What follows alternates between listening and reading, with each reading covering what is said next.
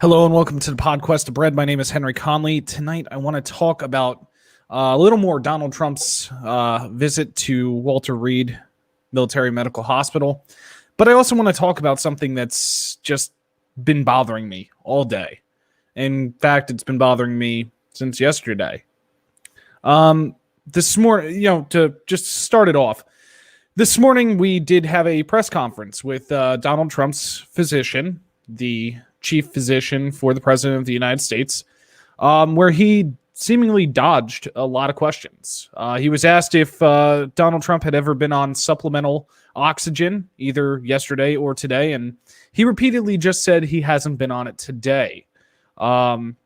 He was very dodgy about how he answered questions pertaining to the exact nature of Donald Trump's condition, what he was dealing with COVID-19, and how he was reacting to treatments and or his current condition. He played this very much what seemed to be scripted narrative of Donald Trump's fine, he's fighting the virus, he's doing great, he's doing better, blah, blah, blah, blah, blah. Of course, I can't help but question this. First off, Donald Trump is 74 years old. Again, he's obese. He fits into categories that should be suffering from this virus, that should be dealing with some pretty bad symptoms. He was put on a medication last night that is usually used for those having issues with breathing, that are having problems with breathing, whether it relates to pneumonia or flu or COVID-19.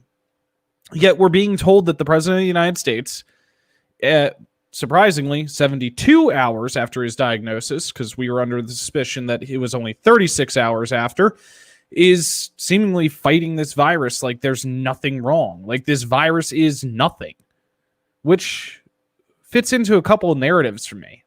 First off, him attempting to continue to put forth this strong leader, I am strong, I can take on anything attitude. And the other being probably setting up for what they will try and claim after this virus, after Trump is healed from this virus, if he is, which is that the virus isn't that bad and everybody should go back to, life as normal. We're already seeing the post-virus narrative being set up. So Donald Trump can play this off like it was nothing.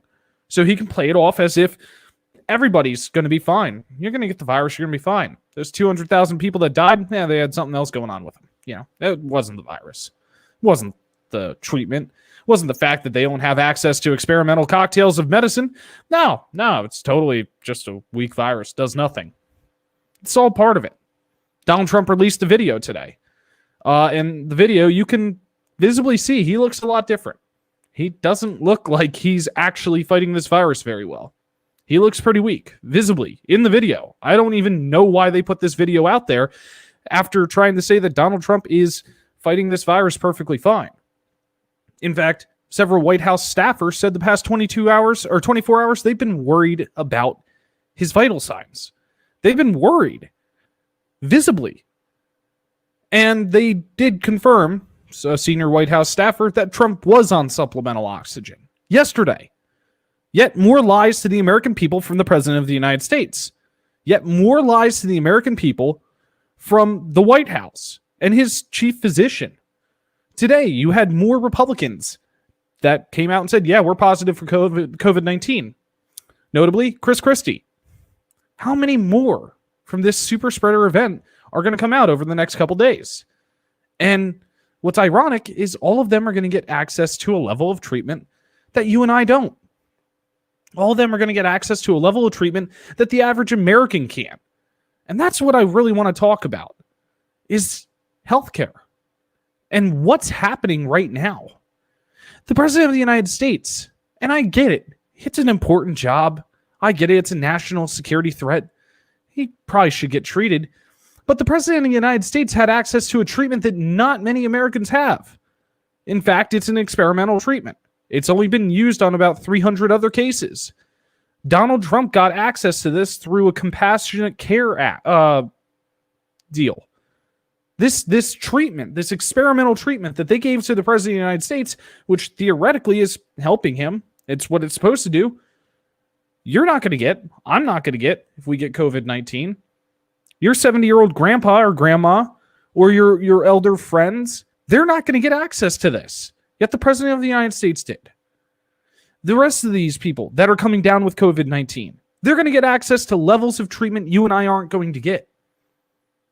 And that's what's wrong. The president of the United States is currently sipping off at literal socialized healthcare, literal free healthcare. While you and I, if we don't have healthcare, we're fucked if we get COVID-19. Where you and I, if we get COVID-19, we're going to get hit with massive medical debt. We've seen it all over the country. People reporting hundreds of thousands of dollars in treatment costs for COVID-19. Some people, $1 million. And here, the president of the United States, who has evaded taxes and paid $750 $750 a year for 2 years in taxes, is leeching off of us and getting free health care. Yet you and I, we won't. And that's what's fundamentally wrong about this. The elite, this class structure that we live in, you, me, and all the rest of us working class peasants, we don't get this. The poor, they don't get it. The homeless, they don't get it. If they get COVID-19, they die because they don't get this level of compassion and treatment. They don't get an army of doctors surrounding them and literally monitoring every single aspect of their condition. They don't get this because we in America find that healthcare apparently is not a right. The right to be healthy, the right to life comfortably, that's not a right. See, in America, if you don't have health insurance, then you're facing medical debt. And you have to make a choice. Do you want that debt? Or do you want to suffer with the virus and suffer with the disease? That's fundamentally wrong. In every other Western civilized country, this is not an issue that people have to worry about. People are given health care. Why?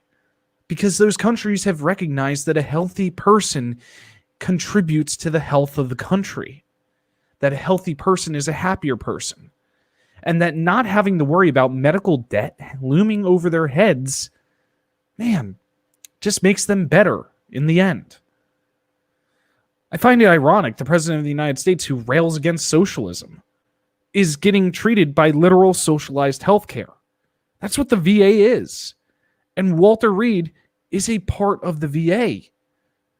Donald Trump is being treated by the thing he literally rallies against. And he is saying how great it is. I don't know if this is irony that he doesn't know this or just pure stupidity. But he is saying how great the treatment is, how great this treatment through a socialized health system that we give to our veterans and to our military, he's saying how great it is. Why, if it's so great for them, don't we have access to something so great? That's what's fundamentally wrong with America here. In the middle of a pandemic, people are worrying whether they can afford to get treated if they come down with this. People are worrying about whether they can afford to be treated. People are worrying whether they're going to get access to a proper level of care. Donald Trump is in a hospital that has all of the PPE, all of the equipment, all the technology it needs to fight this virus and give a 74-year-old obese man a chance to live. Whereas if it was in a different situation, if it was a middle class or a poor working class 74-year-old obese man, I'd hate to say it, but they'd be probably on their deathbed and getting damn close. Now, that's the first thing. But here's the next thing I want to talk about real quick, because tonight's episode is going to be pretty quick. Donald Trump, he's 72 hours into this, according to his physician. And what we understood is that he would be roughly at 36 hours here, which means there's a 36-hour gap that's not being explained, where the American people were lied to, where Donald Trump was off doing events. after being tested positive for COVID-19. There's a 36-hour range where Donald Trump completely hid the fact that he had it and still met with people, putting more people at risk, possibly infecting more people. That's not what a strong leader does. That's not what a compassionate leader does. That's not what a president's supposed to do. They're supposed to protect the health and well-being of the people. Yet he put the health and the well-being of people in multiple states in jeopardy. That is someone who cares only about themselves. That's someone who only cares if it impacts them.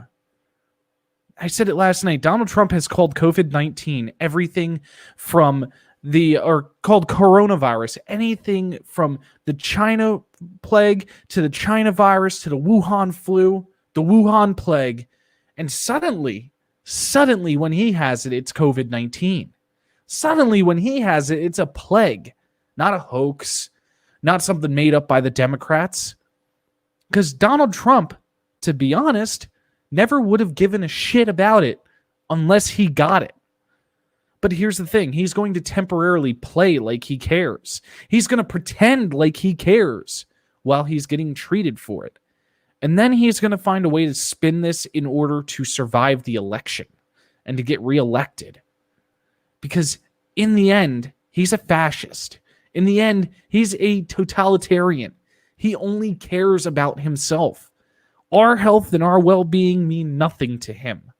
If he had not have gotten this virus, he would still be calling it the China virus or the Wuhan flu or the Wuhan plague or the China plague. He would have still been calling it a hoax. He would have continued on saying it was almost over. When countries that had significantly reduced their cases are experiencing spikes again. And when the United States, in many states, is experiencing spikes, he would have continued the narrative if he didn't get it. But now he has it. He cares for a minute.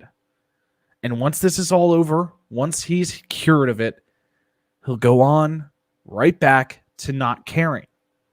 Because that's his MO. It's how he's always been. Don't be fooled by him suddenly caring.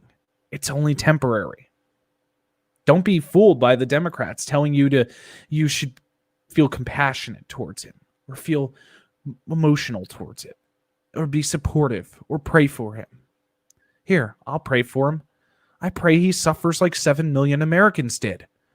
I pray that he feels the pain that 200,000 did on their deathbeds. I don't hope he dies, but I just hope he experiences what it's like to actually suffer from this virus when you don't have access to the best healthcare that you can get, which is what he has, because he's the leader of this country and not a normal working class American. It's time for healthcare for every American in this country, regardless of how much they can pay into it. It's time that the working class actually has access to this type of healthcare. It's time we stop pretending that every other Western country acts like us, when in fact we are the only Western civilized country that does not afford this right to its people. It's time we stand up and we call for it. This is what we need. And if we had it, I'm sure 200,000 Americans wouldn't be dead. And I'm sure 7 million wouldn't have suffered from the virus and won't be suffering with the long-term effects that this virus causes. So yes, Medicare for all, socialized healthcare, healthcare for everyone, I don't care what you want to call it, healthcare is a fucking right. Stay beautiful, humans.